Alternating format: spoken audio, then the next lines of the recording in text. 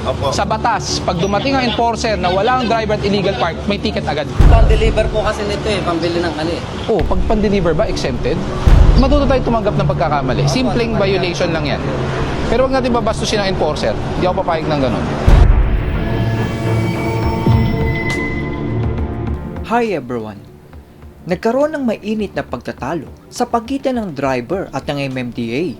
Ito ay dahil sa pambabastos ng driver kahit na ginawa na niyang parkingan ang kalsada. Sa video na ito ay panoorin natin ang matalinong salita na sinabi ni Sir Gabriel Go sa driver na siya na nga itong mali ay siya pa itong nambabastos ng enforcer. Panoorin natin ang video na ito.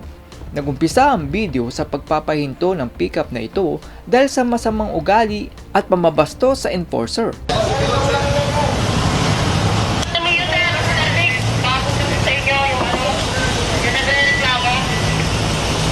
Sagit lang.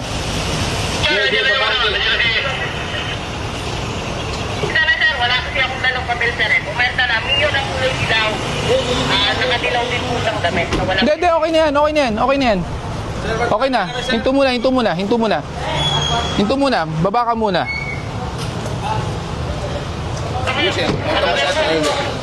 Dito ay matututo tayo sa matalinong pagpapaliwanag ni Sir Gabriel Go dito sa driver. Sino ba mainit? Hindi kasi nagkaano lang. Pwede naman umalis Nagulat na kami, sir. Paalis nakatikit agad. Nakatikit Teka lang. Opo. Sa batas, pag dumating ang enforcer na walang driver at illegal park, may ticket agad. Ayun nga po, sir. Ang problema, sir. Nakikiusap naman kami. Ang problema, hindi sa lahat ng oras ang pakiusap pinagbibigyan. Opo, sir. Naintindihan na po namin yun. Pero may lisensya kayo pareho? Hindi siya po. Siya po yung driver. O ngayon, may lisensya ka, hindi ka ba dumaan ng seminar para ituro sa'yo na ang bangketa hindi pwedeng parkingan? Naman po kayo, nakikita po kayo sa vlog Pwede naman pong yung pag-ando yung driver. Wala ka dun eh. Andun ka ba agad? Sir, umiiyak po, sir. Nasa CR ako, Nasa CR lang po. Kaya nga, ang pinagbibigyan ko, pag nasa loob ka ng kotse, waiting. For example, may kausap ka. Po, sir. Naintindihan. Wala ka sa loob ng kotse, technically unattended ka. Okay na po. Diba? Taga dyan ka ba? Taga dito po. Taga rito ka. So wala kang garahe?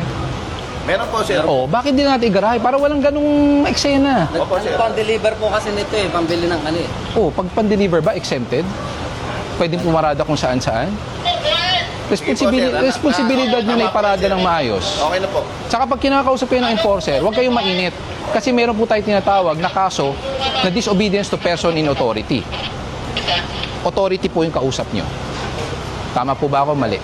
Tama po. Oh, di ba? Pwede tayo makipag-usap ng mahinahon. Hindi po yung ganon. Di ba? Sige po. Medyo ano lang tayo. Kumbaga humingi kayo ng konsiderasyon sa amin, pero dapat tanggapin yung pagkakamali nyo. Ngayon, pag hindi kayo napagbigyan, siya po kausap ko. Pag hindi kayo napagbigyan, ibig sabihin, hindi po pwede. Bakit? Konsiderasyon meaning consider. Pag-iisipan kung pagbibigyan kayo. Depende sa paglabag nyo. Kung nasa loob ka ng kotse, may ka-text ka. Sige, alis na kayo. Ang problema, wala ka sa loob ng kotse. Tama o mali?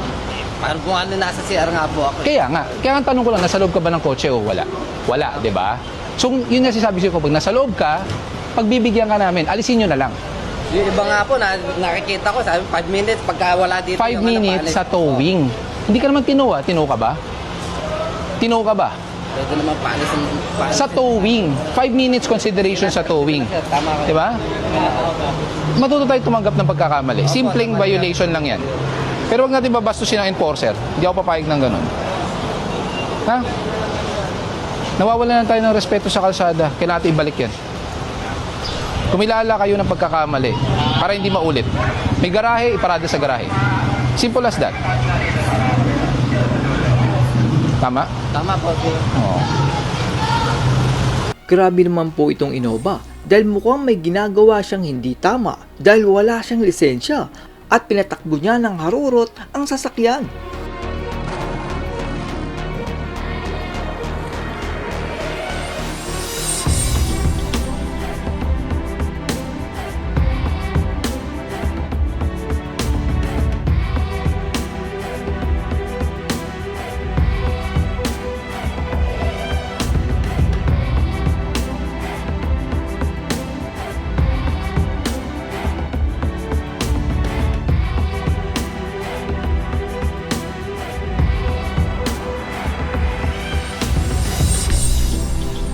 Ito naman pong si Kuya na nakapula ay sa halip na lisensya ang ibigay ay calling card ng isang sikat na tao ang binigay niya. Pero hindi yan uubra kay Sir Gabriel Go. Diretso kasi nandiyan po sa ano. Pag umabot po ng 5 minuto, sir, okay lang. Pero pag hindi po umabot, matutuo po talaga. May lisensya po kayo? Diretso po. Ay, kailangan po kasi lisensya nyo po, tapos kailangan may alis po ngayon yan. Eh, kung wala po kayo lisensya mabibigay para mapatikita, matutuo po talaga. Kasi balatin lang sir. Kanino ko ibabalato? Yung pamangkin ko. Sino pamangkin mo? Ito. Ha? Oh, so di sa kanya mo pabalato. Sa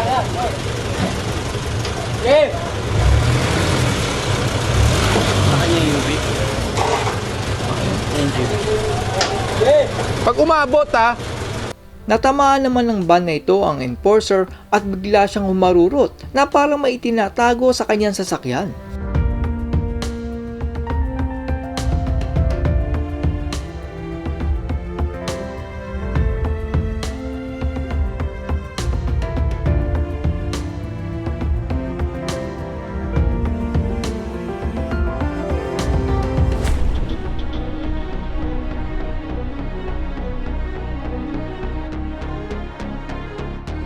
Ito naman pong rider ay walang helmet, walang side mirror, nakatsinelas at expired ang rehistro at naharang sila ng enforcer. tatanungin ko.